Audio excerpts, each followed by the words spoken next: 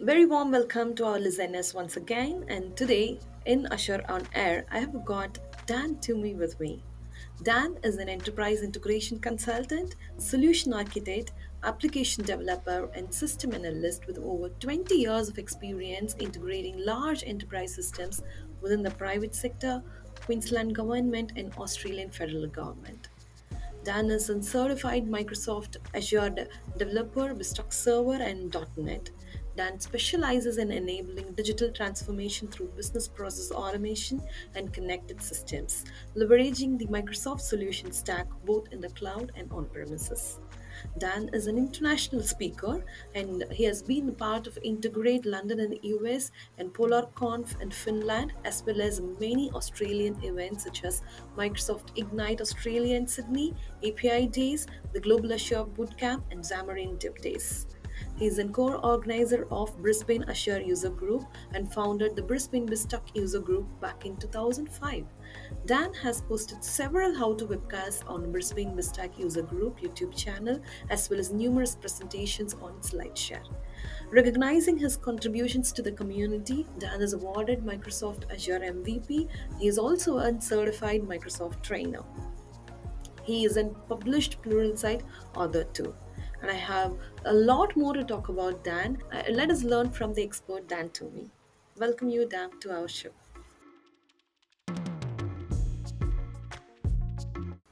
Thank you very much, Etty, for that great introduction. Awesome, Dan. And I'm glad to have you, the integration expert, talking about event-driven integrations today. And we are curious to learn a lot about event-driven integrations from you today. First, let's get started with a basic question. Like, what is the need of modern applications to be event-driven? Right. Well, we live in a world. First of all, just talking about integration, particularly, we live in a world where everything is run by APIs. Right. Mm, They're everywhere. That's how applications talk to each other. And one of the challenges with that, of course, is to get the data synchronizing across everything, and that's what integration helps. But mm, it's also we live in a world where we expect everything to happen immediately, so we want the information when it's current. Right. mm, mm, Like let's take for example, most of us have bank accounts and electron online bank accounts, and when you rack up a big charge on it, you might get a text message on your phone to warn you about that, mm, just in case it wasn't you who did the charge. mm. If you got that text message the next day because of an overnight batch process, it wouldn't be anywhere near as useful, right?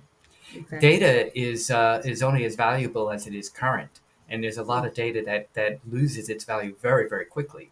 mm, So what event based integration allows you to do is to get the data as it happens in real time, and that's very, very important in a lot of situations. Like for example, that mm, banking charge situation I mentioned, or when you're dealing with, say, stock prices or things like that. mm, So that's why we want to do that. Also, when you're talking about sharing data from a source to a target, there's many different ways you can exchange that data. One of them might be for the target to actively poll the source of that data, but mm, it's not a very efficient solution because you could be asking for data that might not be there yet, so it's inefficient. And then the data then is only as current as the mhm, regularity or the interval at which you poll for that mm, data. mm. So whereas if it's event driven and it's being pushed by the source, then you're getting the data as it happens in the most efficient way. Excellent. Two great reasons.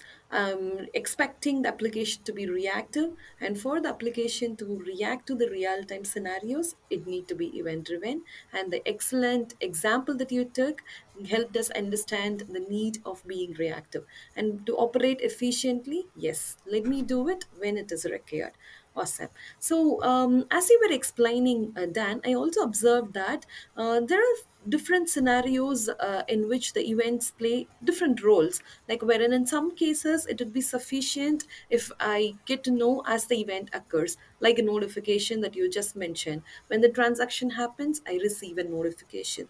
In some cases, it would be required for me to process this information that's happening over a period of time, isn't it? So, is event driven integration going to take care of both these scenarios? Are there different ways in me dealing with different types of events here? Absolutely. What you just described are two different types of events. We Mm-hmm. call the first one discrete events and Mm-hmm. the other series based events. And I'll explain the difference. So, a discrete event is an event that is actionable in itself. So, an Mm-hmm. example like the financial transaction that happens, Mm-hmm. or maybe a file is created, right? And then that event, if somebody's interested in it, they just need to be notified of that single event, and they can choose to do something about that information.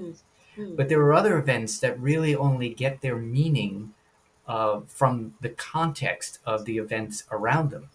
Mm-hmm. So an example of that would be, say, if you're monitoring the temperature in a room, right? And you're taking temperature readings every minute or so. Mm-hmm. So the fact that the temperature in this room right now might be 25 degrees, it's probably not actionable or or significant in itself. But if in 3 minutes time it's 28 degrees, and if in 5 minutes time it's 35 degrees, Mm-hmm. that suggests something that becomes very significant. So it's important to understand the distinction of those events and which ones that you're actually dealing with when you design your application. Because Mm-hmm. naturally, the platforms that are going to be used to process those events have to be different, right? The first one is very simple. It's just an event notification. You respond to that as a single event. For Mm-hmm. series of base events, you actually have to have some kind of a streaming analysis of those events as they happen that can then capture windows of time, or like usually a tumbling type of window of events, and then perform analysis over that to see if you can spot a trend over that Mm-hmm. period of time. It's much more Mm-hmm. complicated. Excellent. So, as you were explaining the scenario where an event sourcing was taking place, I can connect them to some of the underlying Azure services. So, should we talk about Azure services that are ideal for event sourcing in event-driven integration, Stan? Absolutely. So there's Mm, two major services in Azure for handling events. The first one is Event Grid, and mm, that would be your event notifications, right? The first mm, scenario of discrete events, and that's where mm, it just sprays the events out as they happen, and then the people who the systems that receive those events can react to them as they see mm, fit.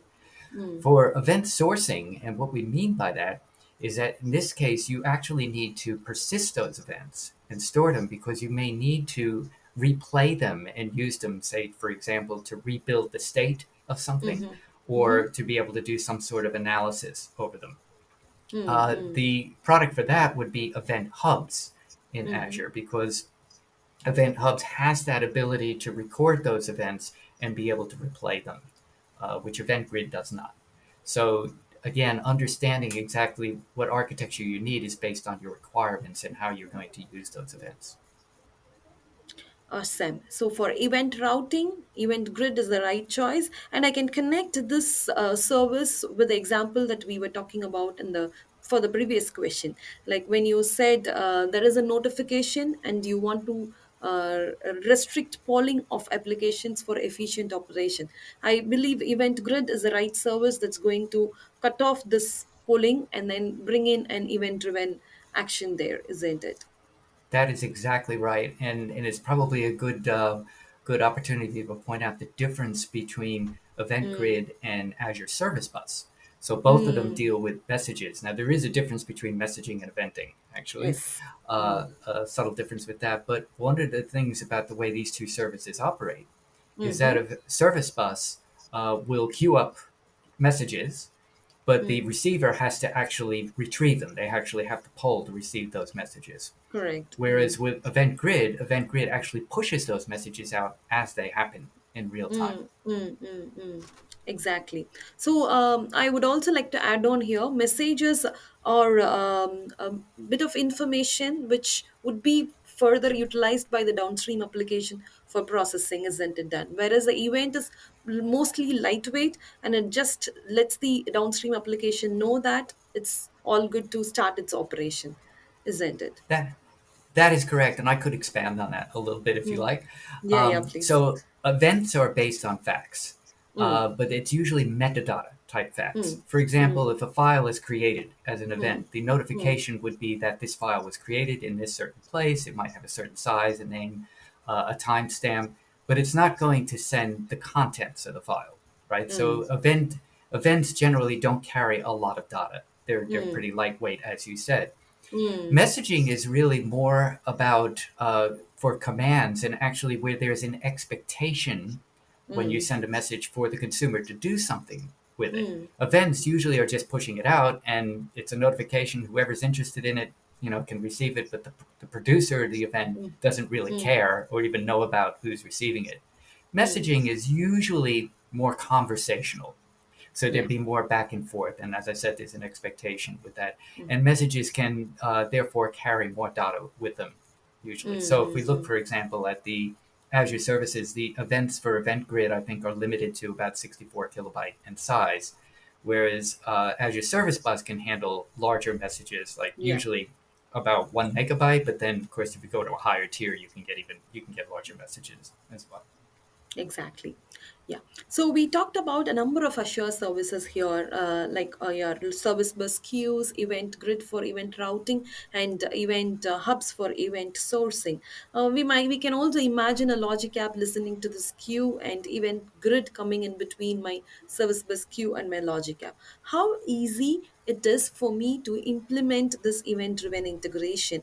How much support do I get from this Azure infrastructure for me to implement it at ease? Well, it's relatively straightforward to do that very scenario that you described, and I Mm, might say that that is a common scenario. And one of the reasons for that is mm, because you could have the logic app respond directly to Service Bus, right?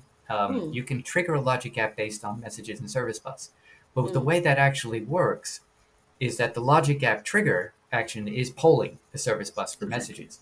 Now, Mm, in the consumption-based logic apps, every mm. action that occurs you pay for, right? So Yes. that means that Mm, every time it's polling, whether or not it actually retrieves a mm. message, you still pay for that action. Yeah. When you put an event grid in between, the Mm, event grid can respond to service bus messages, but it pushes that message to the logic app and only triggers the logic app when there's data available. So we've often used that in some of our solutions as a way to save the client money in terms of our exactly. uh, operational cost. Yes. Yes, and the best part is like it can be achieved as a mere configuration and through the Azure portal. And all that we have to do is to bind the service bus queue as an event grid topic and the Logic app as an event grid subscription, and that's it. The That's pretty much integration it. comes alive. These Yeah, these kind of services in Azure are what we call low code solutions, so that you yeah. don't have to. You normally it's mostly like configuration. Yes, Yeah, that's correct. such scenarios often make me feel I'm so lucky to be in this era of application development, where in click of few things I get things working, and how resilient and reliable are these event-driven services that we are working with, Dan?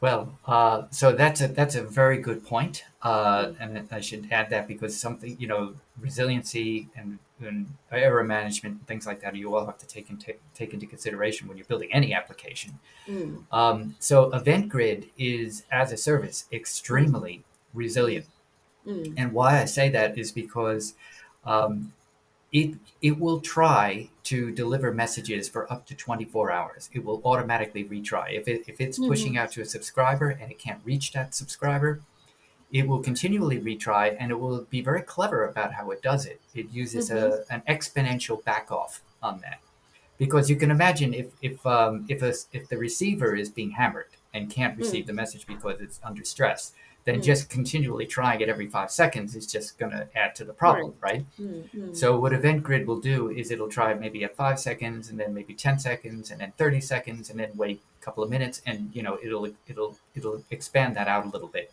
mm, mm, mm. And it not only that, it also randomizes those intervals just slightly. And the reason being is that if you've got a lot of events coming through at once, if they all retry at the same interval, then you're just basically pushing the problem down the road, aren't you? But what Event Right. Grid will do is that randomization will cause it to fan out slightly, so that you can give the receiver a chance to receive them. Now, that said about failures, Mm-hmm. so Event Grid is, I think the last time I got stats, which is a couple of years ago from Microsoft, the Mm-hmm. messaging services in Azure were handling about 2.5 2.5 trillion events Oh, uh, yeah. per day, right? With all a huge number of events, and they were doing that with an SLA of almost 6 nines. I think it was 99.998, right? Which is Okay. a very impressive SLA if you think about it. Yeah.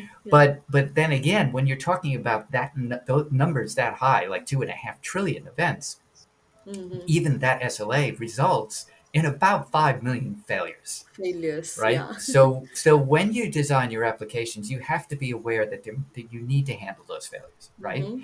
And and there's two things that help with that. One is that Event Grid does have something called the dead letter queue.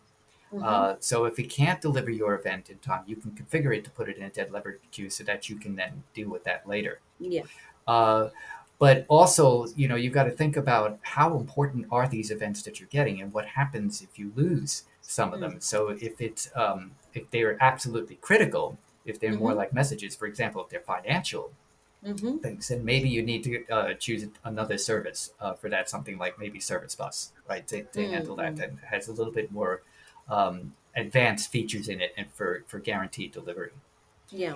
Uh, Now, as far as the dead letter queue for Event Grid, Mm-hmm. that's great that it stores those messages, but then you have to have something to handle those and do it. Yes. And Yes. services like Serverless 360, for example, Mm-hmm. gives you the ability to monitor those dead letter queues and send alerts out when there are messages accumulating on it, so that Mm-hmm. you can respond to them and do something. Awesome. So this clearly says that in a real time business, though we cannot avoid failures, we can design to handle the failures. And the one example feature that can help in here is the dead letters and event grid. So any undelivered events can be piled up in the dead letter queue and dead letter end of the event grid, which is actually a storage blob, isn't it? Dan, we can associate a storage blob and collect the dead lettered events there. Yeah. That's And a correct. tool, yeah, tool like Serverless 360 can fit in here to meet the operational need of identifying the dead lettered events and then reprocessing them to restore the failure. And thanks for letting us know about Serverless 360 in this session, Dan. And yes, that pretty much covers a lot about event driven integration. You enlightened us on what is the need for modern applications to be event driven. You gave us insights on what are the different types of events, what services from Azure can fit into building or handling events of different types. And thanks for this excellent, insightful session on event driven integration, Stan.